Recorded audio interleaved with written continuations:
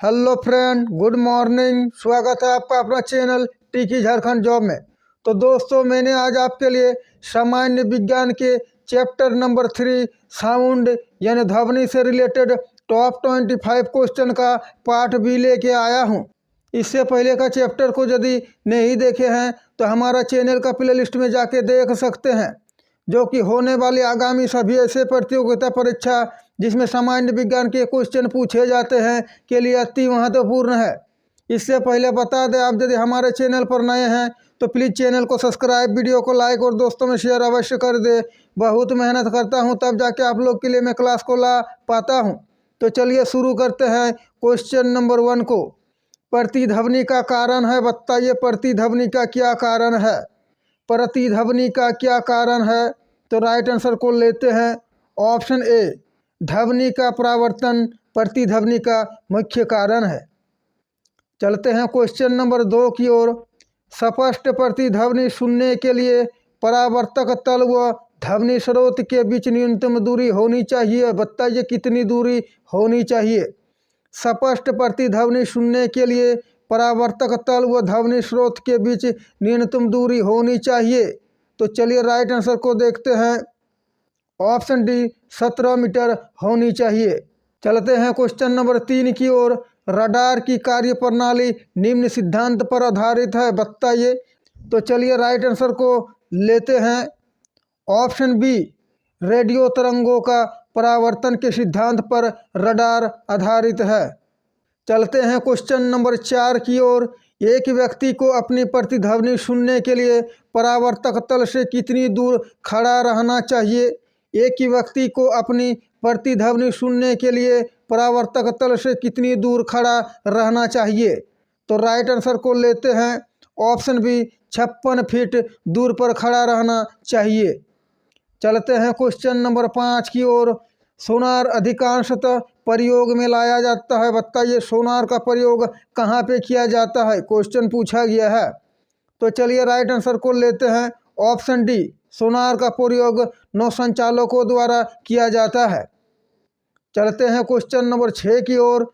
Stethoscope ध्वनि के किस सिद्धांत पर कार्य करता है। इम्पोर्टेंट क्वेश्चन है। सारे मोस्ट इम्पोर्टेंट और सिलेक्टेड क्वेश्चन को ही मैं लेके आ रहा हूं ताकि आगामी परीक्षा में कहीं से भी क्वेश्चन पूछे आपसे छूटे नहीं। स्टेथोस्कोप ध्वनि के किस सिद्धांत पर कार्य करता है। तो राइट आंसर को लेते हैं। ऑप्शन बी, स्टेथोस्कोप ध्वनि के परावर्तित सिद्धांत पर कार्य करता है। चलते हैं क्वेश्चन नंबर 7 की ओर। इम्पोर्टेंट क्वेश्चन है।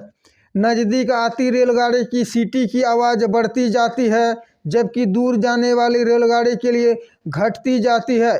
यह घटना उदाहरण है, बताइए किसका उदाहरण है। नज़दीक आती रेलगाड़ी की सीटी की आवाज़ बढ़ती जाती है, जबकि दूर जाने वाली रेलगाड़ी के लिए घटती जाती है। यह घटना उदाहरण है। तो राइट आंसर को लेते हैं। ऑप्शन बी, यह घटना डॉपलर प्रभाव के कारण होता है। यह डॉपलर प्रभाव का उदाहरण है। चलते हैं क्वेश्चन नंबर 8 की ओर। स्त्रियों की आवाज़ पुरुषों की अपेक्षा पतली होती है, क्योंकि स्त्रियों की आवाज़ में, बताइए क्या होती है। स्त्रियों की आवाज़ पुरुषों की अपेक्षा पतली होती है, क्योंकि स्त्रियों की आवाज़ में क्या होती है। तो राइट आंसर को लेते हैं। ऑप्शन ए, आवृत्ति अधिक होती है, इसलिए स्त्रियों की आवाज़ पतली होती है। चलते हैं क्वेश्चन नंबर 9 की ओर। निम्न में से किसके द्वारा सबसे अधिक ध्वनि प्रदूषण होता है। निम्न में से किसके द्वारा सबसे अधिक ध्वनि प्रदूषण होता है। तो राइट आंसर को लेते हैं। ऑप्शन डी, हवाई जहाज की उड़ान भरते समय सर्वाधिक ध्वनि प्रदूषण होती है। चलते हैं क्वेश्चन नंबर 10 की ओर। इससे पहले बता दें दोस्तों, आप यदि हमारे चैनल पर नए हैं तो प्लीज़ चैनल को सब्सक्राइब, वीडियो को लाइक और दोस्तों में शेयर अवश्य कर दे और बेल आइकन को दबा ले, ताकि हमारे क्लास का हर एक नोटिफिकेशन आप तक पहुंचे और आपको ज़्यादा से ज़्यादा फायदा हो। लेते हैं 10वां नंबर क्वेश्चन। कौन सी प्रक्रिया प्रकाश और ध्वनि दोनों में घटित नहीं होती है। वो कौन सी प्रक्रिया प्रकाश और ध्वनि दोनों में घटित नहीं होती है। तो राइट आंसर को लेते हैं। ऑप्शन सी, ध्रुवन, जो कि प्रकाश और ध्वनि दोनों में घटना घटित नहीं होती है। ध्रुवन की घटना घटित नहीं होती है। चलते हैं क्वेश्चन नंबर 11 की ओर। चंद्रमा के धरातल पर दो व्यक्ति एक दूसरे की बात नहीं सुन सकते हैं, क्योंकि बताइए किस कारण से नहीं सुन सकते हैं। चंद्रमा के धरातल पर दो व्यक्ति एक दूसरे की बात नहीं सुन सकते हैं, क्यों नहीं सुन सकते हैं? तो राइट आंसर को लेते हैं ऑप्शन बी, चंद्रमा पर वायुमंडल नहीं होती है, इसीलिए चंद्रमा पर एक दूसरे की बात नहीं सुनाई देती है। चलते हैं क्वेश्चन नंबर 12 की ओर। पुरुषों की अपेक्षा महिलाओं की आवाज़ अधिक तीक्ष्ण होती है, क्योंकि महिलाओं की आवाज़ में क्या होती है? यह क्वेश्चन सेम है, ऑप्शन अलग है, उसीलिए मैं इस क्वेश्चन को लेके आया हूँ। पुरुषों की अपेक्षा महिलाओं की आवाज़ अधिक तीक्ष्ण होती है, क्योंकि महिलाओं की आवाज़ में क्या होती है? तो राइट आंसर को लेते हैं ऑप्शन डी, महिलाओं की आवाज़ में तारत्व अधिक होती है, इसीलिए महिलाओं की आवाज़ तीक्ष्ण होती है। चलते हैं क्वेश्चन नंबर 13 की ओर। डेसिबल इकाई का प्रयोग किया जाता है, बताइए डेसिबल इकाई का प्रयोग किसके लिए किया जाता है? और बता दें दोस्तों, हमारा इस चैनल पर डे 2 क्लास आता है, एक शाम 7:30 बजे झारखंड जीके का क्लास और एक सुबह 7 बजे सामान्य विज्ञान का क्लास। हमारा पिछला झारखंड जीके का क्लास और सामान्य विज्ञान का क्लास को यदि नहीं देखे हैं तो चैनल का प्लेलिस्ट में जाके देख सकते हैं। तो डेसिबल इकाई का प्रयोग किया जाता है, बताइए किस लिए और किसके लिए किया जाता है? तो राइट आंसर को लेते हैं ऑप्शन सी, ध्वनि की तीव्रता के लिए डेसिबल इकाई का प्रयोग किया जाता है।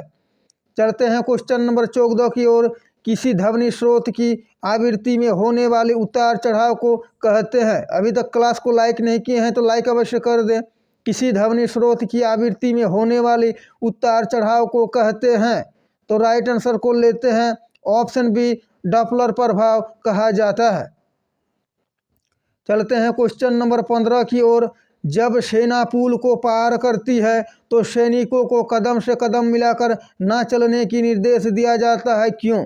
जब सेना पुल को पार करती है तो सैनिकों को कदम से कदम मिलाकर न चलने का निर्देश दिया जाता है, क्यों? और बता दें दोस्तों, सामान्य विज्ञान का हर एक वो चैप्टर वाइज मैं MCQ क्वेश्चन को लेके आऊँगा जो इम्पोर्टेंट है, इसीलिए आप हमारे चैनल से जुड़े रहे और क्लास को अंत तक जरूर देखें। जब सेना पुल को पार करती है तो सैनिकों को कदम से कदम मिलाकर ना चलने का निर्देश दिया जाता है, क्यों? तो चलिए राइट आंसर को लेते हैं ऑप्शन बी, क्योंकि पैरों से उत्पन्न ध्वनि के अनुनाद के कारण पुल टूटने की खतरा रहती है, इसीलिए। चलते हैं क्वेश्चन नंबर 16 की ओर। जब हम जल के नीचे सुराही भरने के लिए रखते हैं तो जैसे जैसे सुराही भरती जाती है वैसे वैसे हमें विशेष प्रकार की ध्वनि सुनाई देती है, इसका कारण क्या है? जब हम जल के नीचे सुराही भरने के लिए रखते हैं तो जैसे जैसे सुराही भरती जाती है वैसे वैसे हमें विशेष प्रकार की ध्वनि सुनाई देती है, इसका कारण क्या है? तो राइट आंसर को लेते हैं ऑप्शन सी, अनुनाद के कारण। चलते हैं क्वेश्चन नंबर 17 की ओर। निम्नलिखित में से किस प्रकार की तरंग का प्रयोग रात्रि दृष्टि उपकरण में किया जाता है? निम्नलिखित में से किस एक प्रकार की तरंग का प्रयोग रात्रि दृष्टि उपकरण में किया जाता है? तो राइट आंसर को लेते हैं ऑप्शन सी, अवरक्त तरंग का प्रयोग रात्रि दृष्टि उपकरण के लिए किया जाता है। चलते हैं क्वेश्चन नंबर 18 की ओर। निम्नलिखित में से किस एक में ध्वनि चाल सबसे अधिक होती है? निम्नलिखित में से किस एक में ध्वनि चाल सबसे अधिक होती है? तो राइट आंसर को लेते हैं ऑप्शन डी, लकड़ी में, यानी ध्वनि की चाल सबसे अधिक ठोस, फिर द्रव और सबसे कम गैस में होती है। तो इसका राइट आंसर ऑप्शन डी, लकड़ी में। चलते हैं क्वेश्चन नंबर 19 की ओर। इनमें से किससे होकर ध्वनि नहीं गुजर सकती है? इंपॉर्टेंट क्वेश्चन है, पूछे जाते हैं और मैं सारे सेलेक्टेड इंपॉर्टेंट क्वेश्चन को ही लेके आ रहा हूँ। इनमें से किसमें होकर ध्वनि नहीं गुजर सकती है? तो राइट आंसर को लेते हैं ऑप्शन डी, निर्वात से होकर ध्वनि नहीं गुजर सकती है। निर्वात मतलब जहाँ पर वायु नहीं हो। चलते हैं क्वेश्चन नंबर 20 की ओर। सबसे अधिक तीव्रता की ध्वनि इनमें से कौन उत्पन्न करता है? इंपॉर्टेंट क्वेश्चन है, स्क्रीनशॉट मार सकते हैं। सबसे अधिक तीव्रता की ध्वनि इनमें से कौन उत्पन्न करता है? तो राइट आंसर को लेते हैं ऑप्शन बी बाघ, जो कि सर्वाधिक तीव्रता ध्वनि उत्पन्न करता है। चलते हैं क्वेश्चन नंबर 21 की ओर। इम्पोर्टेंट क्वेश्चन है, इको साउंड का प्रयोग होता है, बताइए इको साउंड का प्रयोग किसके लिए किया जाता है। तो राइट आंसर को लेते हैं ऑप्शन सी, समुद्र की गहराई मापने के लिए इको साउंड का प्रयोग किया जाता है। चलते हैं क्वेश्चन नंबर 22 की ओर। एकॉस्टिक विज्ञान है, बताइए एकॉस्टिक विज्ञान है। तो चलिए राइट आंसर को लेते हैं ऑप्शन बी, ध्वनि से संबंधित है एकॉस्टिक विज्ञान। चलते हैं क्वेश्चन नंबर 23 की ओर और आप अंत में बताइएगा 25 में से कितने क्वेश्चन राइट हुए हैं और आपको यह टॉपिक कैसा लगा। चलते हैं क्वेश्चन नंबर 23 की ओर। जब ध्वनि तरंग चलती है तो वो अपने साथ ले जाती है, जब ध्वनि तरंग चलती है तो वो अपने साथ ले जाती है, बताइए क्या ले जाती है। तो राइट आंसर को लेते हैं ऑप्शन सी, अपने साथ ऊर्जा ले जाती है। चलते हैं क्वेश्चन नंबर 24 की ओर।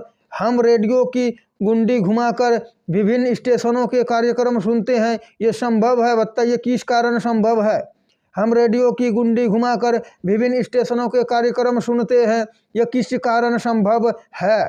तो राइट आंसर को लेते हैं ऑप्शन ए, अनुनाद के कारण ऐसा संभव है।